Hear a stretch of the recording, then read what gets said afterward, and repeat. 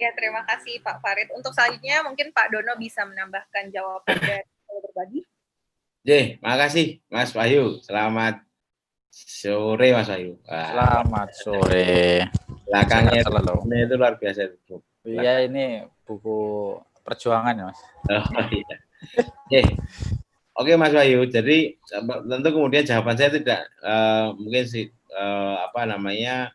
tidak selengkap dari Mas Wahyu yang seorang sosiolog ya. Tapi hanya kemudian ini saya jawab dari sisi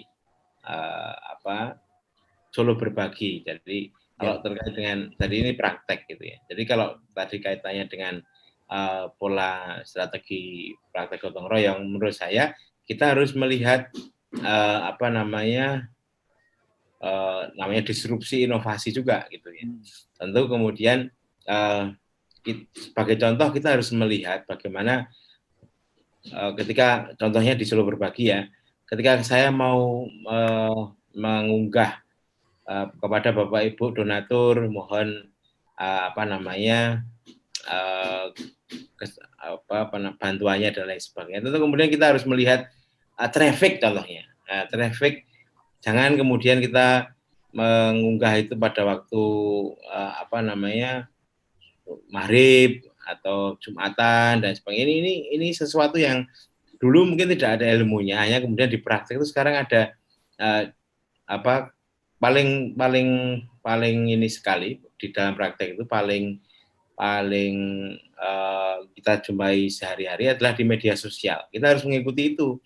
Sebagai contoh, bagaimana kemudian ketika kita banyak yang menge-like itu pada waktu trafficnya jam berapa, banyak yang mengikuti itu jam berapa. Ini adalah menurut saya ini adalah strategi-strategi baru kekinian gitu ya dalam praktek-praktek tadi yang gotong royong tadi, praktek-praktek budaya bangsa yang baik. Tentu kemudian tadi seperti Mas Ferry sampaikan, kalau gotong royong itu untuk korupsi tentu tidak baik. Maka kemudian gotong royong yang sebetulnya itu adalah sesuatu yang baik, tentu kemudian harus kita baikkan. Nanti artinya kita tentu harus mengikuti gitu ya, mengikuti bagaimana perilaku-perilaku disrupsi inovasi yang ada di masyarakat. Kita pun juga harus mengikuti gitu ya. Kebetulan saya di kampus itu ada, tentu saya harus melihat bagaimana menghadapi contohnya seumurnya Mas Farid, bagaimana saya menghadapi seumurnya Mas Bayu Sangka, Mas Bambang, beda saya menghadapi Mas Didi, Mbak Rizka, apalagi yang mahasiswa saya sekarang itu ternyata saya tanya, lahiran tahun berapa kamu teman-teman ini sekalian? 2001, Pak, 2002, ini sekarang udah mahasiswa. Padahal pada waktu itu 2001 itu saya sudah kuliah gitu ya. Jadi artinya kita tidak bisa memperlakukan mereka sama seperti memperlakukan orang-orang yang. Jadi ada mix. Artinya bagaimana mereka, contoh ini sebagai contoh. Ketika saya kuliah gitu ya.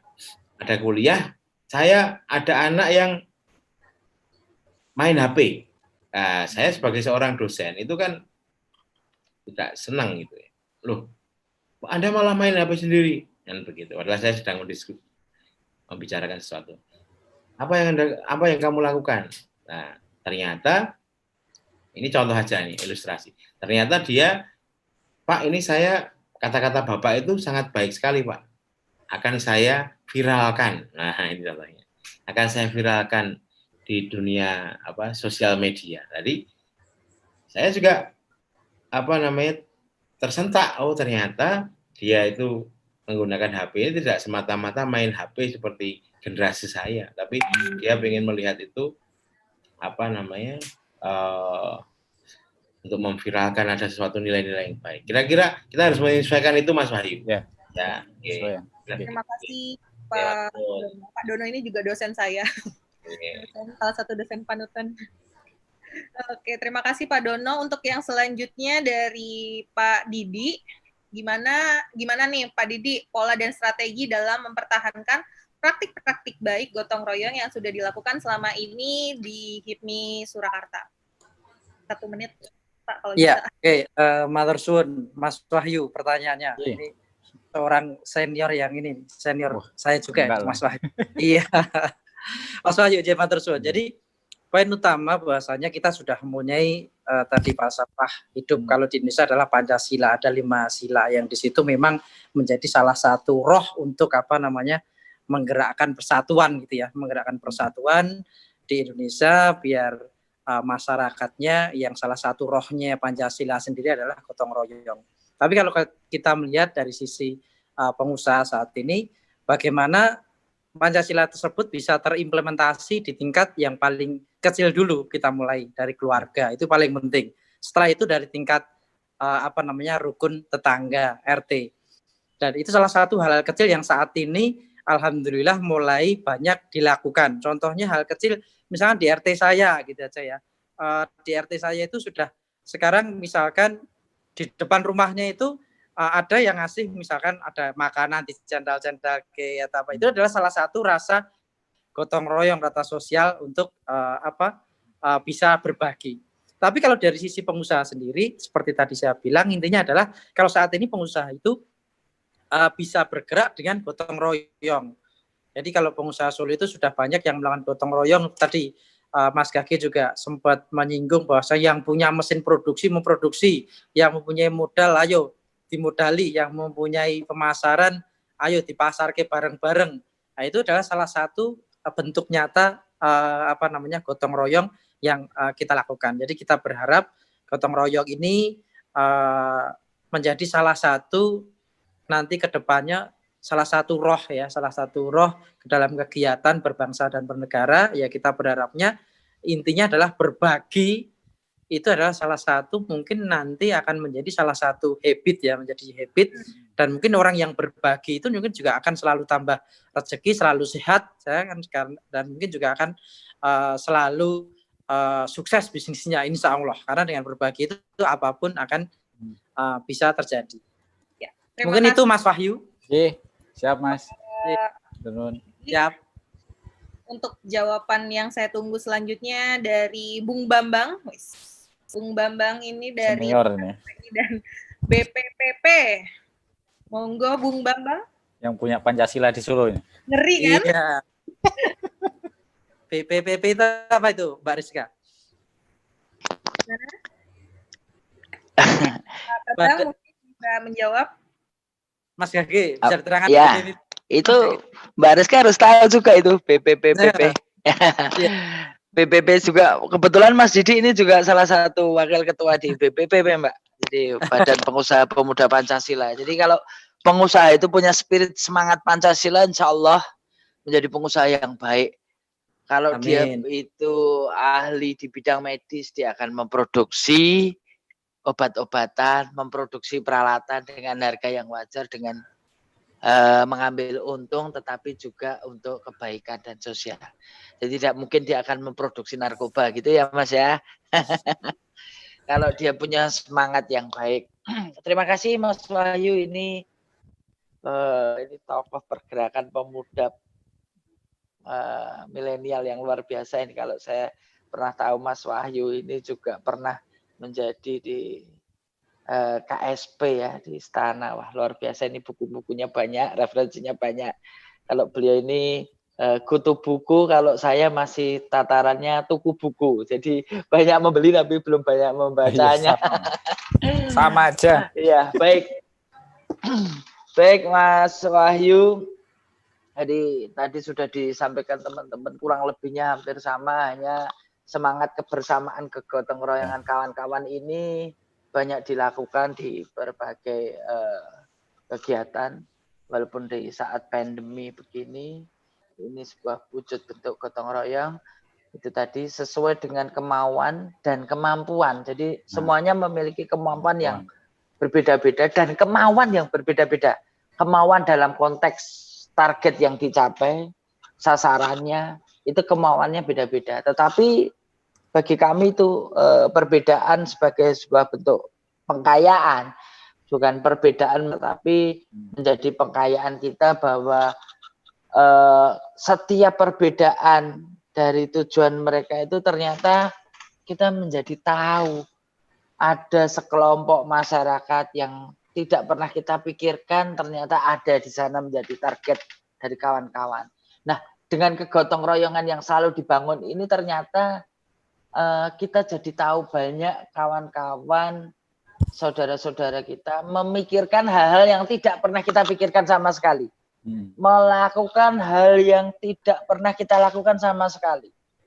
Nah, ini menjadi kekayaan bagi kita bahwa ternyata dengan gotong royong, digotong bersama-sama, dipikul bersama-sama, dipikirkan bersama-sama itu menjadi pengkayaan buat kita.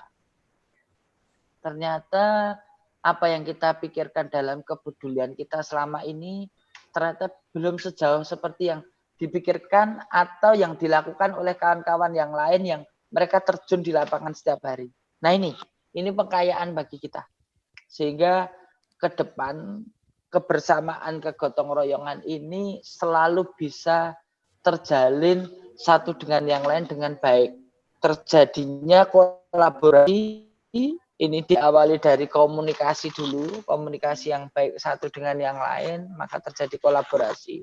Kalau sudah menjadi kolaborasi bersama seperti apa yang kita lakukan siang hari ini bagian dari kolaborasi. Saya yakin ini menjadi inspirasi buat kawan-kawan yang lain.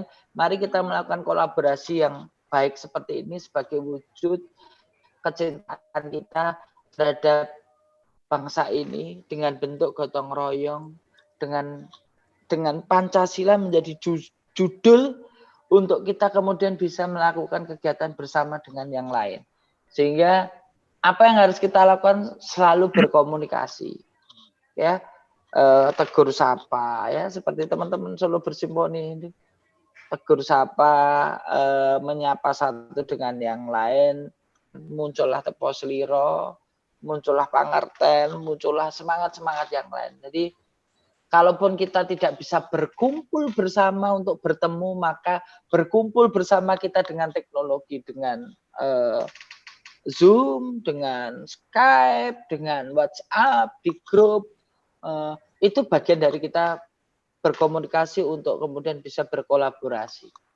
Nah, kalau sudah kolaborasi kemudian melakukan aksi-aksi nyata, aksi-aksi yang kita lihat di setiap tempat pasti berbeda kebutuhan. Di setiap orang, sebuah kelompok pasti berbeda prioritas yang harus diberikan. Mungkin itu Mas Wahyu kurang lebihnya.